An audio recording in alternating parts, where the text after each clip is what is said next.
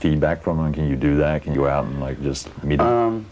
Yeah, I mean, I have to usually somewhat keep it a bit controlled and stuff so things don't get crazy and stuff. But, you know, I was out signing autographs and talking to other people tonight.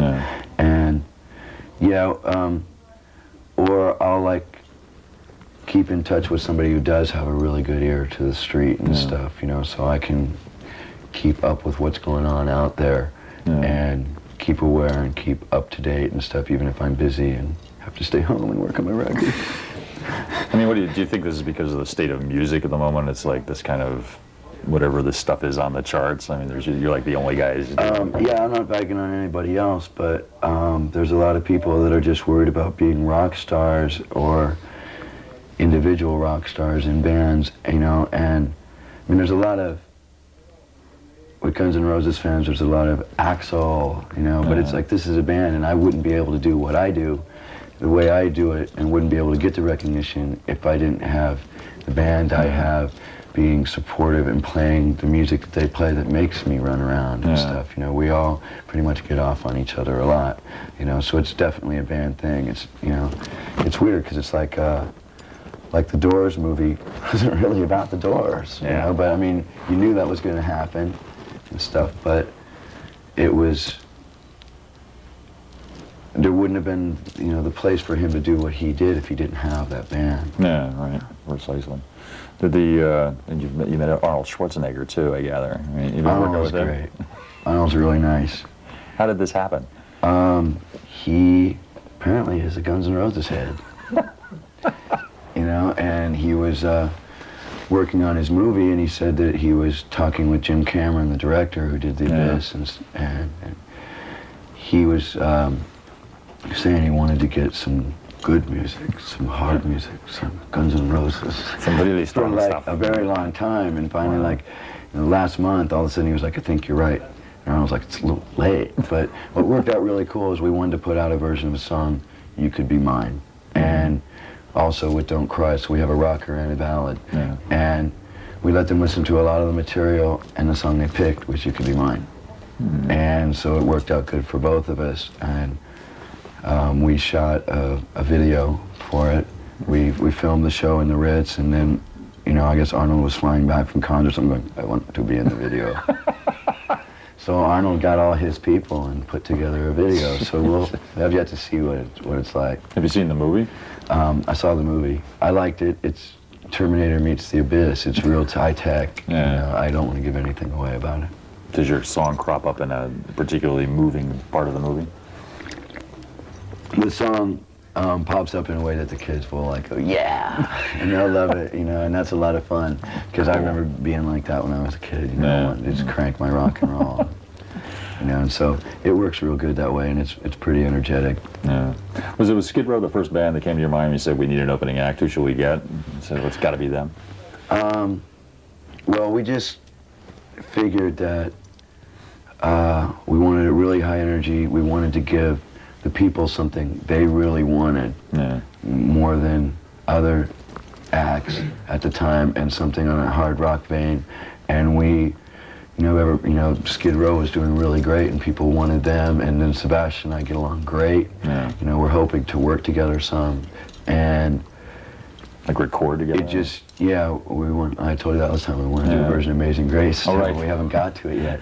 But I just thought it would be a good package because it will only be for a while, you know, and then they're going to go with a couple other bands and then hopefully go to headlining themselves. And so, you know, it's when you're a kid, you're always going, you know, it would be a great show if I could see this band and this band and this band. And we just knew that that would be one of the shows that if we didn't do, people would be talking, well, what would that be like? The two things together.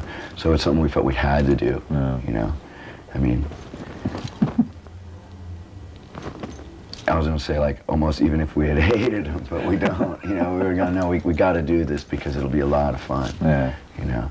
And the fact that we get along so well and that they're really into what they do and it's high energy, I mean, they got the crowd all worked up for when we come out there. Definitely. And it's definitely now it's a really large audience across, you know, and they have a lot of people that haven't seen us. There's a lot of Skid Row fans that are more into Skid Row than Guns N' Roses. There's Guns N' Roses fans that are more into us than Skid Row, and it brings us to all of them, you know, and I really like that. Do you think the music business understands what Guns N' Roses is by this point, or do they just see it as like, well, these are the latest hit makers? I don't know. I think the music business is starting to go well.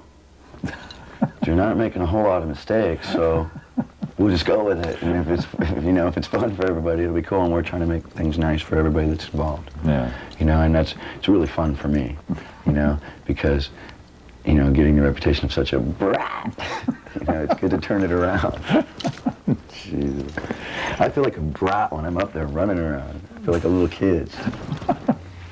Are you conscientiously trying to keep the business from taking over the music? I mean, everybody turning up in suits to have meetings about the future of the band and stuff. And we don't really have that. We really have a lot of control over everything we do. Yeah. And we have the full support of Geffen Records, and there's not a whole lot of getting in the way, and if somebody is really getting in the way, we figure out a way to remove them. So, so it's going really nice, and that's the advantage of selling, 12 million records or whatever we sold off Appetite.